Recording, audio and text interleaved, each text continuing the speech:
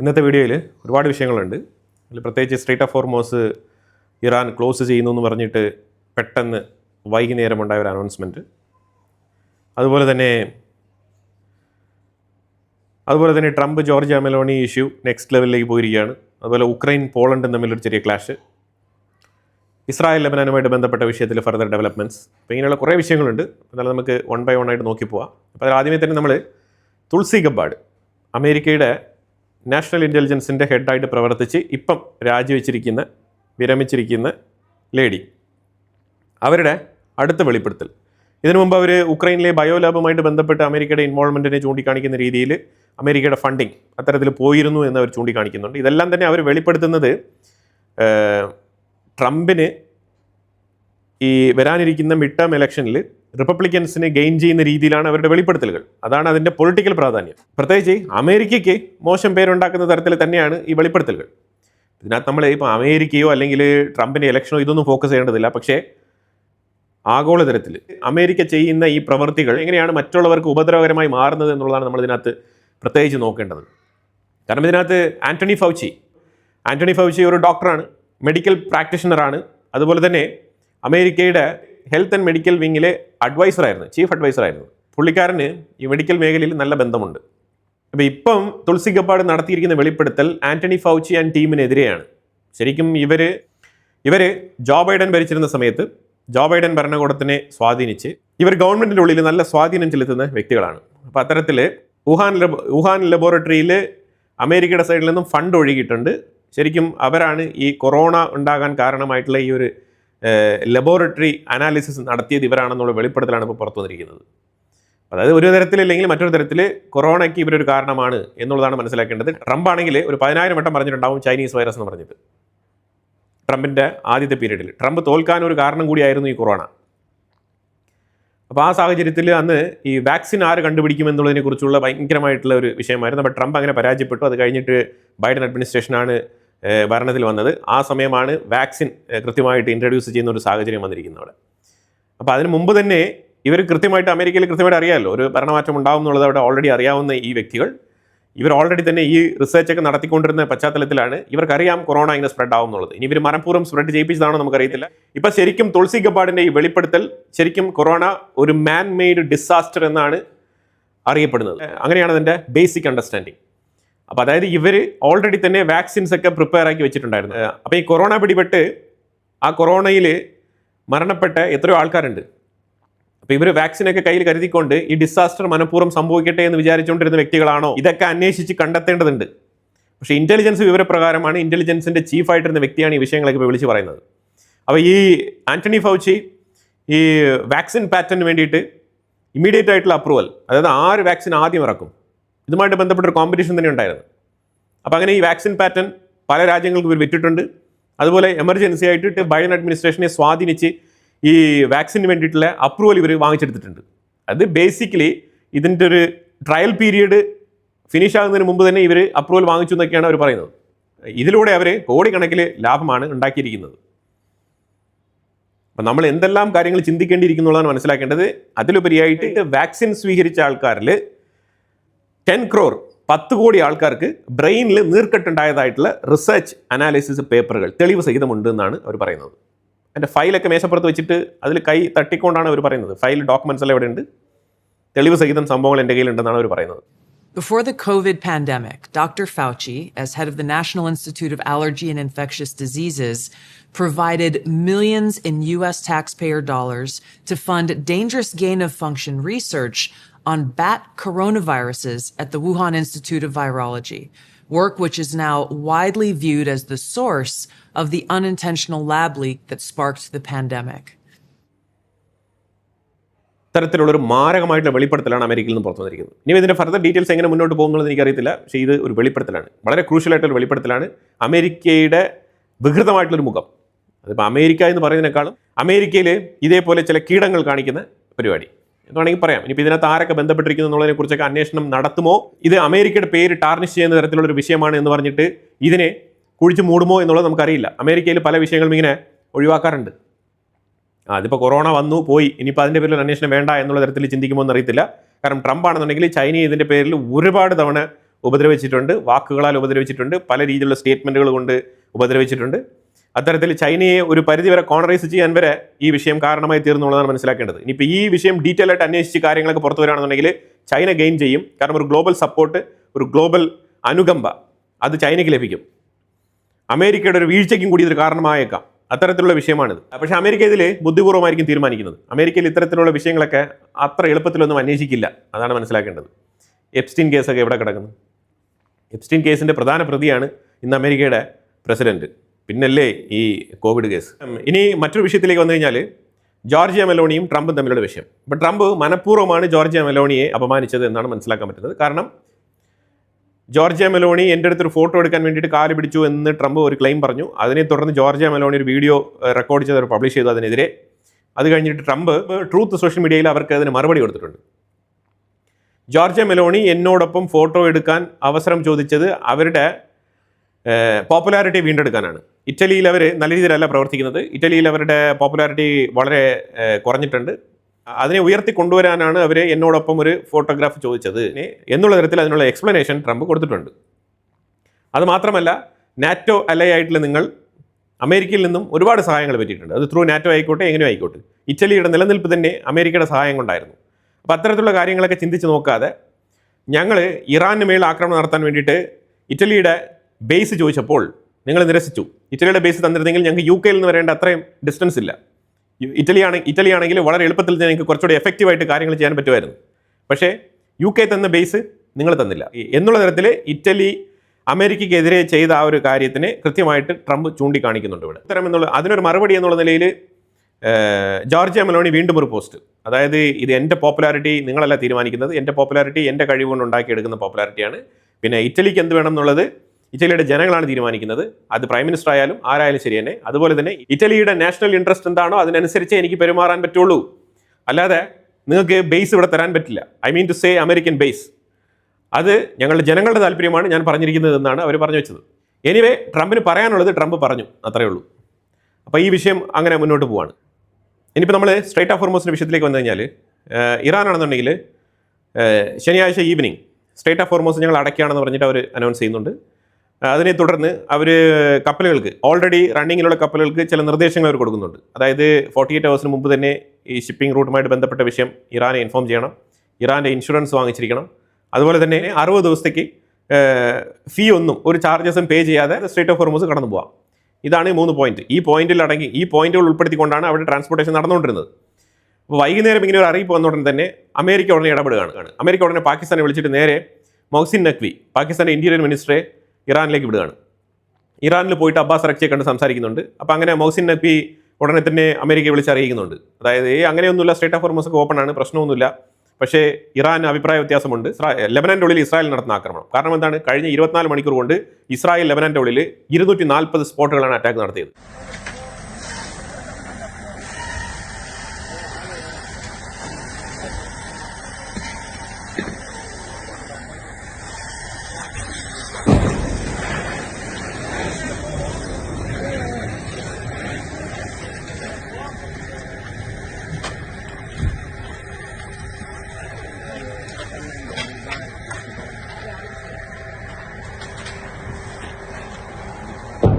Hezbollah കേന്ദ്രങ്ങൾക്കെതിരെ തകർത്ത് വെച്ച് attack നടത്തുകയാണ്. അങ്ങനെ ഈ വിഷയവുമായിട്ട് ബന്ധപ്പെട്ട് ഇറാൻ അവരുടെ അഭിപ്രായം പറഞ്ഞപ്പോൾ വെള്ളിയാഴ്ച 48 പേരാണ് കൊല്ലപ്പെട്ടത്, ശനിയാഴ്ച 28 പേര് കൊല്ലപ്പെട്ടു. അങ്ങനെ തുരിതര അറ്റാക്ക് നടത്തി ഹിസ്ബുള്ള കേന്ദ്രങ്ങൾക്കെതിരെ തകർത്ത് വെച്ച് അറ്റാക്ക് നടത്തുകയാണ്. അങ്ങനെ ഈ വിഷയവുമായിട്ട് ബന്ധപ്പെട്ട് ഇറാൻ അവരുടെ അഭിപ്രായം പറഞ്ഞപ്പോൾ ട്രംപ് ഉടനെ നെതന്യാഹുവിനെതിരെ ഒരു ഭീഷണി എന്ന് പറഞ്ഞാൽ നെതന്യാഹു അടുത്ത ഇലക്ഷനിൽ റീ എലക്റ്റഡ് ആവണം എന്നുണ്ടെങ്കിൽ നിന്റെ കാർഡ് എൻ്റെ കയ്യിലാണ്, നിന്റെ ഇലക്ഷൻ കാർഡ് എൻ്റെ കയ്യിലാണ്. ഭീഷണി വിത്ത് ഒരു റിക്വസ്റ്റ് എന്നുള്ള തരത്തിലാണ് ട്രംപ് അത് പോസ്റ്റ് ചെയ്തിരിക്കുന്നത്. വളരെ ടാക്ടിക്കലായിട്ടാണ് എഴുതിയിരിക്കുന്നത്. അപ്പോൾ അതിനകത്ത് പറഞ്ഞിരിക്കുന്നത് എങ്ങനെയാണ്, നീ അടുത്ത ഇലക്ഷനിൽ ജയിക്കണം എന്നുണ്ടെങ്കിൽ എൻ്റെ പെർമിഷൻ്റെ ആവശ്യമുണ്ട്. ഞാൻ വിചാരിച്ചു കഴിഞ്ഞാൽ നീ തോൽക്കും, ആ കാർഡ് എൻ്റെ കയ്യിലാണ്, എൻ്റെ തീരുമാനം ഇലക്ഷനെ സ്വാധീനിക്കും എന്നുള്ള രീതിയിലൊക്കെ ട്രംപ് നെതന്യാഹുവിനെ ഭീഷണിപ്പെടുത്തുന്നുണ്ട്.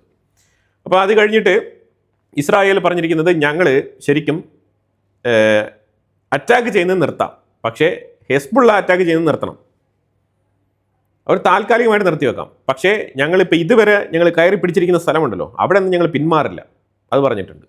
അപ്പോൾ അത് പറഞ്ഞ ഉടനെ വീണ്ടും ഇറാനെ വിളിച്ച് സംസാരിക്കുന്നുണ്ട്. അതായത് ഇസ്രായേൽ അറ്റാക്ക് നിർത്തി. ഉടനെ മോഹ്സിൻ നഖ്വി അവിടെ പറയാണ്, അവർ അറ്റാക്ക് നിർത്തി, നിങ്ങൾ എന്തിനാണ് ഇപ്പോൾ സ്ട്രേറ്റ് ഓഫ് ഹോർമൂസിനെ ഇപ്പോൾ തടയുന്നത്? അതിൻ്റെ ആവശ്യമില്ല, കാരണം ഇപ്പോഴാണ് ഓയിൽ പൊയ്ക്കൊണ്ടിരിക്കുന്നത്, ഇൻക്ലൂഡിങ് ഇറാൻ്റെ ഓയിലും പോകുന്നുണ്ട്. അപ്പോൾ അതുകൊണ്ട് ഇറാൻ കുറച്ചുകൂടെ വൈസായിട്ട് ഡിസിഷൻ എടുത്ത് എന്നാൽ പിന്നെ ഞങ്ങൾ സ്ട്രേറ്റ് ഓഫ് ഹോർമൂസിനെ ഇപ്പോൾ അടയ്ക്കുന്നില്ല എന്നുള്ള തീരുമാനമാണ് എടുത്തിരിക്കുന്നത്. അപ്പം ഉടനെ തന്നെ അമേരിക്കയിൽ നിന്നൊരു ടീം, JD വാൻസ് അടങ്ങുന്ന ജെറാഡ് കുഷ്നർ, സ്റ്റീവ് വിറ്റ്കോഫ്, അവരിപ്പോൾ മടങ്ങാൻ വേണ്ടിയിരുന്ന ആൾക്കാരാണ്. അവർ സ്വിറ്റ്സർലാൻഡിലുണ്ട്. അപ്പോൾ അങ്ങനെ ഇപ്പം ഇറാൻ്റെ അഡീഷണൽ ആയിട്ട് 2-3 ഡെലിഗേറ്റ്സും കൂടി ഇപ്പം സ്വിറ്റ്സർലാൻഡിലേക്ക് പോവാണ്. ഖത്തർ, പാകിസ്ഥാൻ ഇവരെല്ലാവരും കൂടി സ്വിറ്റ്സർലാൻഡിലേക്ക് പോവാണ്. പക്ഷേ ഞായറാഴ്ച നമുക്ക് ഒരുമിച്ചിരുന്ന് സംസാരിച്ച് ഫിസിക്കലി ഈ ഡീലൊന്ന് സൈൻ ചെയ്ത് കാര്യങ്ങൾക്ക് ഒരു തീരുമാനം ഉണ്ടാക്കിയേക്കാമെന്ന് പറഞ്ഞിട്ട് എല്ലാവരും ഇപ്പോൾ സ്വിറ്റ്സർലാൻഡിലേക്ക് പോവാണ്. അവിടെ റിസോർട്ടിലാണ് ഇപ്പം അവർ റിസോർട്ട് ബുക്ക് ചെയ്തിട്ടുണ്ട്. ആ റിസോർട്ടിലേക്കാണ് ഇപ്പോൾ പോകുന്നത്. ബെർജൻ സ്റ്റോക്ക് റിസോർട്ട് എന്നാണ് ആ റിസോർട്ട്. ആ റിസോർട്ടിൽ വെച്ചിട്ടാണ് ഈ ചർച്ചകൾ നടക്കുന്നത്. അതുപോലെ IAEAയുടെ റഫേൽ ഗ്രോസിയും മീറ്റിങ്ങിൽ പങ്കെടുക്കുന്നുണ്ട്. വളരെ വ്യക്തമായിട്ടുള്ള റോഡ് മാപ്പ് അമേരിക്ക വരച്ചിട്ടുണ്ട്. അപ്പോൾ അതിനനുസരിച്ച് ഇറാൻ മുന്നോട്ട് നീങ്ങുകയാണ്.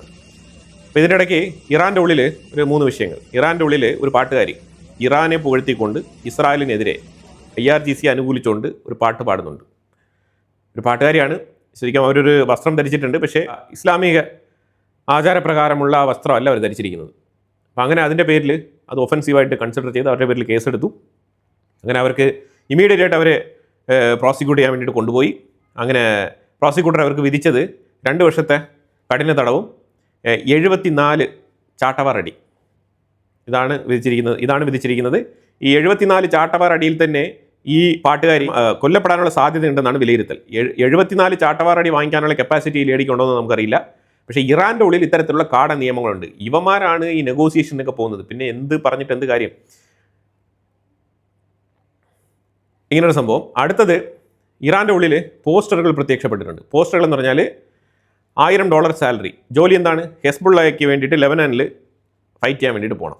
റിലീജിയസ് വർക്ക് വിത്ത് മിലിറ്ററി, അതാണ് ആ ഒരു കാറ്റഗറി. ചുരുക്കി പറഞ്ഞാൽ ജിഹാദ്, അതിന് വേണ്ടിയിട്ട് ആളെടുക്കുകയാണ്. $1000 ശമ്പളം കിട്ടും. ഈ ഇറാനാണ് 350 ബില്യൺ അമേരിക്ക കൊടുക്കാമെന്ന് പറഞ്ഞ് സമ്മതിച്ചിരിക്കുന്നത്. 350 ബില്യൺ എങ്ങോട്ട് പോകുന്നു എന്നുള്ളത് ഈ ഒറ്റ നോട്ടീസിൽ വ്യക്തമാണ്. ഇതുമായിട്ട് ബന്ധപ്പെട്ട വീഡിയോ ഫൂട്ടേജ് അവൈലബിൾ ആണ്. ഇറാൻ്റെ ഉള്ളിൽ നോട്ടീസ് ഒട്ടിച്ചിട്ടുണ്ട്. ഹിസ്ബുള്ളയ്ക്ക് വേണ്ടിയിട്ട് ആളെടുക്കുന്നു ഇറാൻ. ഇനി ഇറാൻ്റെ ഉള്ളിൽ അടുത്ത മേജറായിട്ടുള്ള പ്രശ്നം എന്താണെന്ന് പറഞ്ഞാൽ ഗാലിബാഫ് പാർലമെൻറ്റ് അടച്ചിട്ടിരിക്കുകയാണ്. ഗാലിബാഫ് പാർലമെൻറ്റ് തുറക്കുന്നില്ല. ഗാലിബാഫാണ് പാർലമെൻറ്റിൻ്റെ സ്പീക്കർ. എന്തുകൊണ്ട് ഈ കാലയളവിൽ പാർലമെൻറ്റ് അടച്ചിട്ടിരിക്കുന്നത്? എല്ലാ വിഷയങ്ങളും പാർലമെൻറ്റിൽ ചർച്ച നടത്തിയാണ് തീരുമാനിക്കുന്നത്. പക്ഷേ ഇറാനുമായിട്ട് ഒപ്പുവെച്ച MOUമായിട്ട് ബന്ധപ്പെട്ട വിഷയം പാർലമെൻറ്റിൽ ചർച്ച ചെയ്തില്ല. ഇതുമായിട്ട് ബന്ധപ്പെട്ട് ഇറാൻ്റെ ഉള്ളിൽ നിരവധി ലോ മേക്കേഴ്സ് അഥവാ MPs, മെമ്പർ ഓഫ് പാർലമെൻറ്റേറിയൻസ്, അതിൽ ഹമീദ് റസായി എന്ന് പറഞ്ഞിട്ടുള്ള ഒരു MP, പുള്ളിക്കാരൻ പറഞ്ഞിരിക്കുന്നത് ഗാലിബാഫ് ഡെലിബറേറ്റ്ലി പാർലമെൻറ്റ് ക്ലോസ് ചെയ്തതാണ്. അവർക്ക് ഈ വിഷയം കോമൺ പ്ലാറ്റ്ഫോമിൽ വെച്ചിട്ട് എല്ലാവർക്കും കോപ്പി കൊടുത്ത് ചർച്ച ചെയ്യാൻ താല്പര്യമില്ല. ഇതിൻ്റെ അർത്ഥം എന്താണ്? അതായത് ഗാലിബാഫും അബ്ബാസ് അരക്ചിയും അതുപോലെ മസൂദ് പെസസ്കിയാനും ഇവരെല്ലാം തന്നെ ഒരു ടീമാണ്. അപ്പോൾ ഇവരെല്ലാം കൂടി ചേർന്ന് നിന്നിട്ട് രാജ്യത്തിൻ്റെ അവസ്ഥ വളരെ മോശമാണ്. എക്കണോമിക്കലി ഭയങ്കര വീക്കാണ്. അമേരിക്ക ആയിക്കോട്ടെ ഇസ്രായേൽ ആയിക്കോട്ടെ 2 രാജ്യങ്ങളുമായിട്ടും ഇറാൻ ഒരു യുദ്ധം ചെയ്ത് മുന്നോട്ട് പോകാനുള്ള ആ ഒരു എക്കണോമിക് കപ്പാസിറ്റി ഇല്ല, നമ്പർ 1. കാരണം അമേരിക്ക ശക്തമായ രീതിയിൽ ബ്ലോക്കേഡ് അവതരിപ്പിച്ചിട്ടുണ്ട്. അപ്പോൾ അവർക്ക് വരേണ്ട ചരക്ക് ഗതാഗതം, അതേപോലെ ഇറാന് ബ്ലാക്കിലാണെങ്കിലും എണ്ണ വിറ്റുകൊണ്ടിരുന്നത് അത് ഒന്നും തന്നെ ഇപ്പോൾ നടക്കുന്നില്ല. ട്രംപ് ആണെങ്കിൽ ചൈനയും ഒരു വിധത്തിൽ പറഞ്ഞ് ഒരു പാർഷ്യലി സ്റ്റോപ്പ് ചെയ്ത് വെച്ചിട്ടുണ്ട്. ഇതിൽ കാര്യങ്ങളൊക്കെ ഒരു മൂലയ്ക്ക് ഒതുങ്ങുന്നത് കൊണ്ട് തന്നെ ഇറാന് കൂടുതൽ കാലം ഇങ്ങനെ സർവൈവ് ചെയ്ത് മുന്നോട്ട് പോകാൻ പറ്റത്തില്ല. ഒരു പരിധിവരെ ട്രംപ് പറയുന്നത് ശരിയാണ്. ഇറാൻ എക്കണോമിക്കലി ഭയങ്കര വീക്കാണ്. കാരണം ഈ മിസൈൽ എന്ന് പറഞ്ഞാൽ ഓൾറെഡി സ്റ്റോക്ക് പൈൽ ഉള്ളതാണ്. അതിന് വേണ്ടിയിട്ട് പ്രത്യേകിച്ച് അവരിപ്പോൾ ചിലവാക്കേണ്ട ആവശ്യമില്ല. ആ മിസൈലുകൾ അങ്ങ് കത്തിച്ച് വിട്ടാൽ മതി. അപ്പോൾ അതുകൊണ്ട് അവർക്ക് യുദ്ധം ചെയ്തുകൊണ്ടിരിക്കാൻ പറ്റും. പക്ഷേ അവിടെ സർവൈവൽ ഭയങ്കര ബുദ്ധിമുട്ടാണ്. അതുകൊണ്ടാണ് ഇറാൻ ഇതിനു മുമ്പ് വന്നതിനേക്കാളും ഇതേ അബ്ബാസ് അരക്ചി ഇതിനു മുമ്പും ഇതേപോലെ റഫേൽ ഗ്രോസിയും സ്റ്റീവ് വിറ്റ്കോഫും ജെറാഡ് കുഷ്നറൊക്കെ യുദ്ധം തുടങ്ങുന്നതിന് മുമ്പ് തന്നെ മീറ്റിങ്ങിന് പോയിട്ടുണ്ടായിരുന്നു. അന്ന് ഇത്ര ഫ്ലെക്സിബിലിറ്റിയിലല്ല ഇറാൻ പോയിരുന്നത്. ഇന്ന് നല്ല രീതിയിൽ അടി വാങ്ങിച്ചു കൂട്ടി കൃത്യമായിട്ട് കാര്യങ്ങളൊക്കെ മനസ്സിലാക്കിക്കൊണ്ടാണ് ഇന്ന് വീണ്ടും ചർച്ചയ്ക്ക് പോയിരിക്കുന്നത്. അവസാനം വരെ ഞാൻ വരില്ല എന്നൊക്കെ മസിൽ പിടിച്ചുകൊണ്ടിരുന്നാലും അതൊക്കെ അവരുടെ സ്ട്രാറ്റജിയാണ്. കാരണം മറ്റൊരു സൈഡിൽ അമേരിക്കയാണ് ഞങ്ങളെ ഇങ്ങനെ വിളിച്ച് കാല് പിടിക്കുന്നത് എന്ന് വരുത്തി തീർക്കാൻ വേണ്ടി അവർ നടത്തുന്ന നാടകങ്ങളാണ്. പക്ഷേ അവർ ഞങ്ങൾ വരുമെന്നുള്ള കൺഫർമേഷൻ ഓൾറെഡി കൊടുത്തിട്ട് തന്നെയാണ് അവർ ഇത്തരത്തിലുള്ള നാടകങ്ങൾ നടത്തിക്കൊണ്ടിരിക്കുന്നത്. ആ ഉറപ്പിന്മേലാണ് പാകിസ്ഥാൻ അമേരിക്കയെ വിളിച്ച് വരുത്തിക്കൊണ്ടിരുന്നത്. മനസ്സിലായല്ലോ? അപ്പോൾ അവർ ഇതിന് മുമ്പ് വന്നതിനേക്കാളും വളരെ ഫ്രീക്വൻ്റ് ആയിട്ട് ടേബിളിൽ വന്നിരുന്ന് സംസാരിക്കാൻ തയ്യാറാണ് ഇപ്പം. അതിന് കാരണം എന്താണ്? ഇറാൻ വീക്കാണ്, എക്കണോമിക്കലി തകർന്നിരിക്കുകയാണ്. അതാണ് യാഥാർത്ഥ്യം. പിന്നെ ഇറാൻ വിജയിച്ചു, ഇറാൻ ഭയങ്കരമായിട്ട് സക്സസ്ഫുൾ ആയി എന്നൊക്കെ പറയാം. ഇപ്പോഴും അമേരിക്കയുമായിട്ടാണ് ഡീൽ സൈൻ ചെയ്തുകൊണ്ടിരിക്കുന്നത്. അതാണ് യാഥാർത്ഥ്യം. അപ്പോൾ അത് കഴിഞ്ഞിട്ട് ഒരുവിധം സ്ട്രേറ്റ് ഓഫ് ഹോർമോസ് ഒക്കെ നോർമലായിട്ട് ഇപ്പോൾ പ്രവർത്തിച്ചുകൊണ്ടിരിക്കുകയാണ്. അതാണ് ഇപ്പം ലേറ്റസ്റ്റ് ആയിട്ട് നമുക്ക് അറിയാൻ കഴിയുന്നത്. ഇസ്രായേൽ ആണെന്നുണ്ടെങ്കിൽ ഞാൻ ഈ മാപ്പിൽ കാണിക്കുന്ന സ്ഥലം നിങ്ങൾ നോക്കിക്കോളൂ. അതായത് ലിറ്റാനി റിവർ, അതുപോലെ തന്നെ സഹ്റാനി റിവർ. ഈ സഹ്റാനി റിവറിനും ലിറ്റാനി റിവറിനും ഇടയ്ക്ക് കുറച്ച് പിങ്ക് കളറിൽ കാണിക്കുന്നുണ്ടല്ലോ, ഹൈലൈറ്റ് ചെയ്ത് കാണിക്കുന്ന ആ പോർഷനിൽ ഏറ്റവും ടോപ്പിൽ അലി അൽ താഹിർ എന്ന് പറഞ്ഞൊരു സ്ഥലമുണ്ട്. അലി അൽ താഹിർ റിഡ്ജ് എന്ന് പറഞ്ഞ സ്ഥലം. ആ സ്ഥലം വരെ ഇസ്രായേൽ കയറി പിടിച്ചിട്ടുണ്ട്.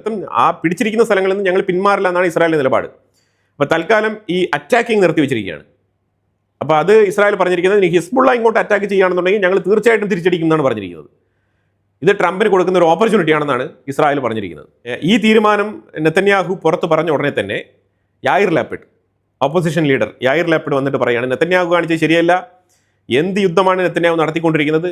ഭയങ്കരമായിട്ടുള്ള പ്രസംഗം എന്ന് പറഞ്ഞാൽ തീപ്പൊരി പ്രസംഗം. ആ പ്രസംഗത്തിൽ പുള്ളിക്കാരൻ പറഞ്ഞു വെക്കുന്നത് ലിക്വിഡ് പാർട്ടിയുടെ നേതൃത്വത്തിൽ മന്ത്രിസഭ മുന്നോട്ട് കൊണ്ടുപോകുന്ന നെതന്യാഹുവിൻ്റെ പോരായ്മകളെക്കുറിച്ചാണ് എണ്ണി പറഞ്ഞത്. അപ്പോൾ അതിൽ നിങ്ങൾ എന്ത് യുദ്ധമാണ് നടത്തിക്കൊണ്ടിരിക്കുന്നത്, നിങ്ങൾ എന്തുകൊണ്ട് ഇറാൻ്റെ ഓയിൽ ഫ്ലോ നിർത്തിയില്ല, അവരുടെ എണ്ണ ശേഖരങ്ങളും എണ്ണപ്പാടങ്ങളും അറ്റാക്ക് ചെയ്ത് മാറ്റിയിരുന്നെങ്കിൽ ഇന്ന് ഇറാൻ തകർന്ന് തരിപ്പണമായനെ, എന്തുകൊണ്ട് നിങ്ങൾ അറ്റാക്ക് നടത്തിയില്ല എന്നുള്ള ചോദ്യങ്ങളാണ് ഉയർത്തുന്നത്. എനിക്ക് നല്ല പ്ലാൻ ഉണ്ട്, ഞാൻ അടുത്ത് വിജയിച്ച് വന്നു കഴിഞ്ഞാൽ ഞാൻ എന്ത് ചെയ്യും എന്നുള്ളത് ഞാൻ കാണിച്ചു തരാം എന്നുള്ള രീതിയിലൊക്കെ സംസാരിച്ചിട്ടുണ്ട്. എപ്പോഴും ഓപ്പോസിറ്റ് പാർട്ടിയിലുള്ള ആൾക്കാർക്ക് കുറേ പോയിന്റ് അധികം കിട്ടും സംസാരിക്കാൻ വേണ്ടിയിട്ട്. കാരണം ഇപ്പുറത്ത് കസേരയിലിരുന്ന് ഭരിക്കുമ്പോഴല്ലേ അറിയുള്ളൂ എന്താണ് സംഗതി എന്നുള്ളത്. കാരണം അമേരിക്കയുടെ പ്രഷർ ഒരു സൈഡിലുണ്ട്. എണ്ണപ്പാടങ്ങളിൽ ഇപ്പോൾ ഇസ്രായേലും അമേരിക്കയും ചേർന്ന് ഇറാൻ്റെ ഉള്ളിൽ അടിക്കുകയാണെന്നുണ്ടെങ്കിൽ അവർ കുറഞ്ഞത് ഇപ്പം തന്നെ ഖത്തറിൻ്റെ റാസ് ലഫാൻ ഉൾപ്പെടെ സൗദി അറേബ്യയുടെ അറാംകോ, അതുപോലെ നിരവധി ഏരിയകളിൽ ഇറാൻ അറ്റാക്ക് നടത്തിയിട്ടുണ്ടായിരുന്നു. ഇനി അവരുടെ എണ്ണപ്പാടങ്ങളൊക്കെ അറ്റാക്ക് ചെയ്തിരുന്നുണ്ടെങ്കിൽ ഇറാൻ തകർത്ത് വെച്ച് മിഡിൽ ഈസ്റ്റിലുള്ള മറ്റുള്ള രാജ്യങ്ങളുടെ എണ്ണശേഖരങ്ങളും ജലസംഭരണികളും ഇതെല്ലാം തന്നെ അടിച്ചിടുമായിരുന്നു. ഇതിപ്പോൾ യായിർ ലാപ്പിഡിന് ഇങ്ങനെ ഇലക്ഷനിൽ ജയിക്കാൻ വേണ്ടിയിട്ട് സംസാരിക്കാം. പക്ഷേ നെതന്യാഹു പ്രാക്ടിക്കലായിട്ടാണ് കാര്യങ്ങൾ ചെയ്തത്. രണ്ട് രാജ്യങ്ങൾ കോർഡിനേറ്റ് ചെയ്ത് അറ്റാക്ക് നടത്തുമ്പോൾ അമേരിക്കയും ഇസ്രായേലും ഒരു പരസ്പര ധാരണയിലാണ് ഈ അറ്റാക്ക് നടത്തിക്കൊണ്ടിരുന്നത്. അപ്പോൾ അങ്ങനെ എണ്ണപ്പാടങ്ങൾ അറ്റാക്ക് ചെയ്യേണ്ടെന്ന് പറഞ്ഞിട്ട് കൂടി സൗത്ത് പാറിൽ ഒരു അറ്റാക്ക് നടത്തിയിരുന്നു ഇസ്രായേൽ. എന്നിട്ട് അമേരിക്ക അത് ഞങ്ങൾക്ക് അറിയില്ല എന്ന് പറഞ്ഞിട്ട് കൈ ഒഴിയുകയാണ് ചെയ്തത്. അപ്പോൾ ഇങ്ങനത്തെ സിറ്റുവേഷൻസ് ഒക്കെ ഉണ്ടായിട്ടുണ്ട്. അപ്പോൾ എനിവേ അങ്ങനെ നെതന്യാഹുവിനെതിരെ ആഞ്ഞടിക്കുന്നുണ്ട് ഓപ്പോസിറ്റ് പാർട്ടികൾ. അപ്പോൾ ഈ പ്രഷറിൽ തന്നെയാണ് നെതന്യാഹു ഈ ഒരു ഡിസിഷൻ എടുത്തിരിക്കുന്നത്. അപ്പോൾ എന്തായാലും ഒരു എഗ്രിമെന്റ് ഉണ്ടാകുന്ന ഈ എഗ്രിമെന്റ് ഉണ്ടാകട്ടെ എന്നുള്ള ഒരു ധാരണയിലാണ് ഇത് എടുത്തത്. അപ്പോൾ ഈ എഗ്രിമെന്റ് ഉണ്ടാകുന്നുണ്ടല്ലോ, അതായത് ഇറാനും അമേരിക്കയും തമ്മിൽ ഈ ധാരണ ഉണ്ടാകുന്നത് ഇസ്രായേലിന്റെ ഉള്ളിൽ ഓപ്പോസിറ്റ് പാർട്ടികൾ അത് ഒരു ആയുധമായിട്ട് എടുക്കുന്നുണ്ട്. ഇനി അമേരിക്കയും ഇസ്രായേലും തമ്മിൽ ധാരണയായി കഴിഞ്ഞാൽ ഇതാ ഇറാൻ ഇപ്പോൾ എണ്ണ വിറ്റ് തുടങ്ങിയിട്ടുണ്ട്. അവർ എണ്ണ വിറ്റ് തുടങ്ങി കഴിഞ്ഞാൽ അവർക്ക് പണം കിട്ടും. പണം കിട്ടിക്കഴിഞ്ഞാൽ അവർ അത് വെച്ചിട്ട് ഹിസ്ബുള്ളയെ ഫണ്ട് ചെയ്യും. ഇപ്പം തന്നെ നോട്ടീസ് ഒട്ടിച്ചിട്ടുണ്ട് ഇറാൻ്റെ ഉള്ളിൽ. $1000 സാലറി ഹിസ്ബുള്ളയ്ക്ക് വേണ്ടിയിട്ട് ഫൈറ്റ് ചെയ്യാൻ പോയി കഴിഞ്ഞാൽ. അപ്പോൾ അത്തരത്തിൽ അവർക്ക് പണം കൊടുക്കാൻ അവർ എണ്ണ വിറ്റ് പൈസ ഉണ്ടാക്കും. ഇപ്പോൾ വീണ്ടും ഇസ്രായേലിനെതിരെ തന്നെയാണ് ഇത് വന്നുകൊണ്ടിരിക്കുന്നത്. ഇസ്രായേൽ ഒരിക്കലും ഇത്തരത്തിലുള്ള പ്രോഗ്രാം സപ്പോർട്ട് ചെയ്യാൻ പാടില്ല എന്നുള്ള നിലയിലുള്ള പ്രസ്താവനകളൊക്കെ ഓപ്പോസിറ്റ് പാർട്ടികൾ ഇസ്രായേലിനുള്ളിൽ സംസാരിക്കുന്നുണ്ട്. ഇതൊക്കെ അവിടെ നടക്കുന്ന യാഥാർത്ഥ്യങ്ങളാണ്. റഷ്യയും ഉക്രൈനുമായിട്ട് ബന്ധപ്പെട്ട വിഷയത്തിൽ റഷ്യ ഉക്രൈൻ്റെ ഉള്ളിൽ കാർക്കേവ് റീജിയനിലും അതേപോലെ സമി റീജിയനിലും ജർമ്മനി ഉക്രൈൻ്റെ ഉള്ളിൽ നടത്തുന്ന ഒരു വെപ്പൺ മാനുഫാക്ചറിങ് യൂണിറ്റ് ഉണ്ട്. ആ യൂണിറ്റ് അടിച്ച് തകർത്തിട്ടുണ്ട്. അതുപോലെ തന്നെ ഉക്രൈൻ്റെ വെപ്പൺ വെയർഹൗസ് അത് അറ്റാക്ക് ചെയ്ത് ഉക്രൈൻ്റെ ഒരു ഓയിൽ റിസർവ് അതും റഷ്യ അറ്റാക്ക് ചെയ്ത് കളഞ്ഞിട്ടുണ്ട്. അതേസമയം ഉക്രൈൻ ആണെന്നുണ്ടെങ്കിൽ 2000 കിലോമീറ്റർ അപ്പുറത്ത് റഷ്യക്കുള്ളിൽ ഒരു എണ്ണപ്പാടം അറ്റാക്ക് ചെയ്ത് കളഞ്ഞിട്ടുണ്ട്. അപ്പോൾ ഇത്തരത്തിൽ മാറി മാറി അറ്റാക്കുകൾ നടക്കുന്നുണ്ട്. റഷ്യ കുറച്ചുകൂടെ അഗ്രസീവായിട്ട് ആക്രമണം ഇനി ഉക്രൈൻ്റെ ഉള്ളിലേക്ക് നടത്താൻ സാധ്യതയുണ്ട്. സെലൻസ്കിയുടെ ഒളിത്താവളത്തിൽ റഷ്യ ആക്രമണം നടത്തി എന്നുള്ള വാർത്തകൾ വരുന്നുണ്ട്. പക്ഷേ ഇത് ഉക്രൈൻ്റെ സൈഡിൽ നിന്ന് ഇതുവരെ കൺഫേം ചെയ്യപ്പെട്ടിട്ടില്ല. സെലൻസ്കിയുടെ സർവൈവലിനെ കുറിച്ചുള്ള ചോദ്യങ്ങളാണ് ഇപ്പം പരക്കെ മാധ്യമങ്ങളൊക്കെ ചോദിച്ചുകൊണ്ടിരിക്കുന്നത്. പക്ഷെ ഇത് ഉറപ്പിച്ചിട്ടില്ല വാർത്ത ഇതുവരെ. പക്ഷെ ഇങ്ങനെ ഒരു വാർത്ത വരുന്നുണ്ട്.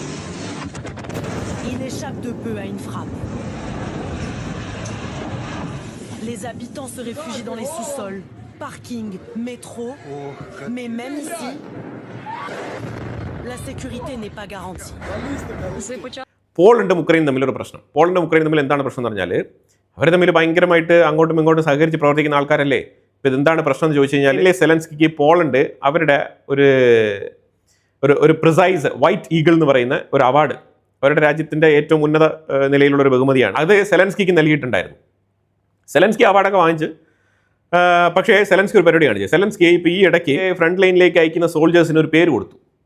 അത് യൂറോ ഓഫ് യു പി എന്ന് പറഞ്ഞിട്ട് ഒരു പേര് കൊടുത്തു. ഈ യൂറോ ഓഫ് യു പി എന്ന് പറയുന്നത് പണ്ട് സെക്കൻഡ് വേൾഡ് വാറിൽ പോളണ്ടിനെതിരെ നിരവധി പോളണ്ട് ജനങ്ങളെ കൊന്നൊടുക്കിയ സേനയുടെ പേരാണ് യൂറോ ഓഫ് UPA. ഈ പേര് എങ്ങനെ നീ ഉപയോഗിക്കാമെന്ന് പറഞ്ഞിട്ട് പോളണ്ടിന് ദേഷ്യം വന്നു. അപ്പം അങ്ങനെ പോളണ്ട് നിനക്ക് ഒരിക്കലും ഞങ്ങൾ വൈറ്റ് ഈഗിൾ എന്ന് പറഞ്ഞാൽ ഞങ്ങളുടെ അവാർഡ് നിനക്ക് ഒരിക്കലും തരാൻ പാടില്ലായിരുന്നു, അതിന് അർഹനല്ല നീ എന്നുള്ള തരത്തിൽ പോളണ്ടിൻ്റെ സൈഡിൽ നിന്ന് വിമർശനം. അങ്ങനെ പോളണ്ടിൻ്റെ വിമർശനം ഏറ്റുവാങ്ങിയ സെലൻസ്കി ഞാൻ വലിയ തെറ്റാണ് ചെയ്തത്, നിങ്ങളുടെ കയ്യിൽ നിന്നും ഈ ബഹുമതി ഞാൻ ഒരിക്കലും ഏറ്റുവാങ്ങരുതായിരുന്നു എന്ന് പറഞ്ഞിട്ട് സെലൻസ്കി അങ്ങോട്ടൊരു സ്റ്റേറ്റ്മെൻറ്റ് പറഞ്ഞിട്ട് ഈ വൈറ്റ് ഈഗിൾ എന്ന് പറഞ്ഞ ഈ അവാർഡ് ഉണ്ടല്ലോ, ഈ അവാർഡ് ശരിക്കും ഒരു പാർസലാക്കി അതിനെ പോളണ്ടിലേക്ക് കൊറിയർ ചെയ്ത് വിട്ടു. അതുമാത്രമല്ല, ഈ കൊറിയർ ചെയ്ത സമയത്ത് ആ കൊറിയർ ഫില്ല് ചെയ്ത ആ സ്ലിപ്പും അതുപോലെ തന്നെ ഈ പാർസലും കൂടി ചേർത്തൊരു ഫോട്ടോ എടുത്ത് സോഷ്യൽ മീഡിയയിൽ പോസ്റ്റ് ചെയ്തു. ഇതാണ് ഉക്രൈനിലെ സെലൻസ്കിയും പോളണ്ടും തമ്മിലുള്ള പ്രശ്നം. എനിവേ ഇതൊരു അണ്ടർസ്റ്റാൻഡിങ് ഇഷ്യൂ, അതേപോലെ തന്നെ ഇവർ തമ്മിൽ ചർച്ച ചെയ്താൽ പരിഹരിച്ച് തീർക്കാൻ പറ്റുന്ന പ്രശ്നങ്ങളാണ്. പക്ഷേ ഈ രണ്ട് രാജ്യങ്ങൾ തമ്മിൽ ഇങ്ങനെ ഒരു അഭിപ്രായ വ്യത്യാസം വന്നിട്ടുണ്ട്. ഇവർ രണ്ടുപേരും പരസ്പരം സഹകരിച്ച് പ്രവർത്തിക്കുന്ന ആൾക്കാരാണ്. കാരണം ഉക്രൈനിൻ്റെ ബോർഡർ പോളണ്ട് ഷെയർ ചെയ്യുന്നുണ്ട്. റഷ്യയുടെ സൈഡിൽ നിന്നുള്ള ആക്രമണം വന്നുകൊണ്ടിരിക്കുന്ന ഒരു സാഹചര്യം കൂടിയാണ്. അതേസമയം റഷ്യ ഉക്രൈൻ യുദ്ധവുമായിട്ട് ബന്ധപ്പെട്ട വിഷയത്തിൽ പോളണ്ട് ഉക്രൈനോടൊപ്പം തന്നെയാണ്, അതിൽ യാതൊരു മാറ്റമില്ല. പക്ഷേ ഇങ്ങനൊരു പ്രശ്നം പോളണ്ടും ഉക്രൈൻ്റെ പ്രസിഡന്റ് സെലൻസ്കിയും തമ്മിൽ നടന്നിട്ടുണ്ട്. അതുപോലെ അടുത്ത വിഷയം നമ്മൾ നോക്കി കഴിഞ്ഞാൽ സ്പെയിനിലെ പെഡ്രോ സാൻഡേഴ്സിൻ്റെ വൈഫ് ബെഗോന ഗോമസ് എന്നാണ് ഇവരുടെ പേര്. ഈ ബെഗോന ഗോമസ് ശരിക്കും പലതരത്തിലുള്ള ബ്രൈബ് കേസിൽ പെട്ടിരിക്കുകയാണ്, കറപ്ഷൻ കേസ്. പണ്ടേ ഇവരുടെ പേരിൽ ഒരു കേസ് അന്വേഷണം നടക്കുമായിരുന്നു. അപ്പോൾ അങ്ങനെ ഇനി 14 ദിവസം കണ്ടിന്യൂസ് ആയിട്ട് ട്രയലിന് വരണം എന്നാണ് കോടതി ഉത്തരവ് ഇറക്കിയിരിക്കുന്നത്. അതിനനുസരിച്ച് ഇവർ 14 ദിവസം ഇനി കണ്ടിന്യൂസ് ആയിട്ട് ട്രയലിന് വരണം. പ്രാഥമികമായിട്ട് ഇവർ കുറ്റക്കാരിയാണെന്നുള്ള ഒരു കണ്ടെത്തൽ ഇപ്പം എന്തായാലും കോടതി എത്തിയിട്ടുണ്ട്. 14 ദിവസം കഴിഞ്ഞ് കഴിഞ്ഞാൽ ഇവർക്ക് 24 വർഷത്തെ പനിഷ്മെൻറ്റ് കിട്ടാനുള്ള സാധ്യതയുണ്ട്. ഇവരുടെ സെൻറ്റൻസ് 24 ഇയേഴ്സ് ആയിരിക്കും. അങ്ങനെയാണെന്നുണ്ടെങ്കിൽ ഈ പ്രായത്തിൽ ഇവരിപ്പം ജയിലിലേക്ക് പോകുകയാണെന്നുണ്ടെങ്കിൽ 24 വർഷം കഴിഞ്ഞിട്ട് പുറത്തിറങ്ങുള്ളൂ. ശരിക്കും പറഞ്ഞാൽ ഇത് വല്ലാത്തൊരു തിരിച്ചടിയാണ് പെഡ്രോ സാൻഡേഴ്സ് ഭയങ്കരമായിട്ട് അമേരിക്കയ്ക്കെതിരെയും ഇറാനെ അനുകൂലിച്ചും ഗാസയെ അനുകൂലിച്ചൊക്കെ നിലപാടെടുത്തിരിക്കുന്ന വ്യക്തിയാണ്. സ്പെയിനിൻ്റെ ഉള്ളിൽ തന്നെ ഒരുപാട് റെഫ്യൂജികളുണ്ട്. അത് പ്രത്യേകിച്ച് ഈ ഫ്രീ പാലസ്തീനെ അനുകൂലിക്കുന്ന റെഫ്യൂജികൾ ഒരുപാടുണ്ട്. അപ്പോൾ അത്തരത്തിൽ ആ രാജ്യത്തിൻ്റെ സിറ്റിസൺസിന് വേണ്ടിയിട്ടല്ലെങ്കിലും റെഫ്യൂജികൾക്ക് വേണ്ടിയെങ്കിലും നിലപാടെടുക്കുന്ന ആളാണ് ഈ പെഡ്രോ സാൻഡേഴ്സ്. അപ്പോൾ അങ്ങനെ അയാളുടെ വൈഫിനെതിരെയാണ് ഇപ്പോൾ ഈ ഒരു കേസ് വന്നിരിക്കുന്നത്. ശിക്ഷിക്കപ്പെട്ടാൽ 24 ഇയേഴ്സ് ബിഹൈൻഡ് ദ ബാർ. അങ്ങനെ ഒരു ക്രൂഷ്യൽ ആയിട്ടുള്ള മൊമെൻറ്റിൽ സ്പെയിനിൻ്റെ പ്രസിഡന്റ് പെഡ്രോ സാൻഡേഴ്സ് കടന്നു പോയിക്കൊണ്ടിരിക്കുകയാണ്. പെഡ്രോ സാൻഡേഴ്സിനേക്കാളും കൂടുതൽ പെഡ്രോ സാൻഡേഴ്സിൻ്റെ വൈഫ് ബെഗോന ഗോമസ് കടന്നു പോയിക്കൊണ്ടിരിക്കുകയാണ്.